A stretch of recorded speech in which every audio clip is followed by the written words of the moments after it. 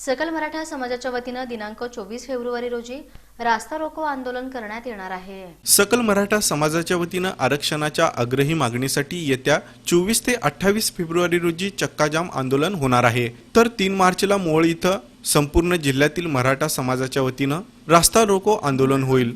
सोलापूर शहरात 24 रोजी मर्याई चौक, 25 रोजी आसरा चौक, 26 रोजी मार्केट यार्ड चौक, 27 रोजी तुळजापूर रोड ऑर्किड कॉलेज जवळ तर 28 रोजी अक्कलकोट रोड इथं चक्काजाम आंदोलन करण्यात येणार आहे।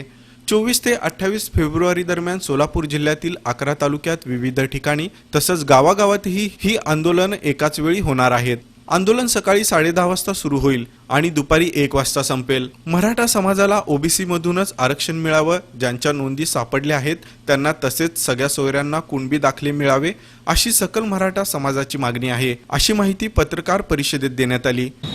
उद्या 24 तारखेला सकाळी 11 वाजता मर्याई चौक येथे रस्ता रोको होणार असून त्यानंतर 25 तारखेला आसरा चौक येथे, 26 तारखेला मार्केट यार्ड चौक, 27 तारखेला तुळजापूर रोडला ऑर्किड कॉलेज समोर आणि 28 तारखेला अक्कलकोट रोड असे 5 दिवस सलग आपण रस्ता रोको करणार असून यामध्ये सर्वपक्षीय कार्यकर्ते, मराठा आरक्षण ज्यांना ज्यांना मिळावं वाटतं अशा सर्व समाजाच्या लोकांना आपण यामध्ये सहभागी होण्याचं आवाहन करतोय।